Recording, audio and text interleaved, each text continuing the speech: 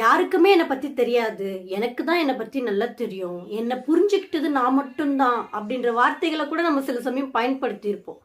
உண்மை என்ன தெரியுமா? இந்த உலகத்திலேயே நம்மள நெகட்டிவா திங்க் பண்ற முதல் பர்சன் யார் தெரியுமா? நமக்கு நம்ம தான்.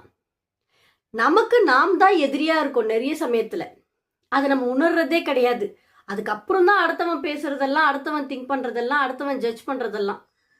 யாரோ ஒருத்தன் நம்மளை ஜட்ஜ் பண்ணிட்டான், யாரோ ஒருத்தன் என்னை பேசிட்டான் அப்படின்னு நம்ம வருந்துவோம். சில சமயம் நம்ம அவங்க கூட சண்டைக்கு கூட போவோம்.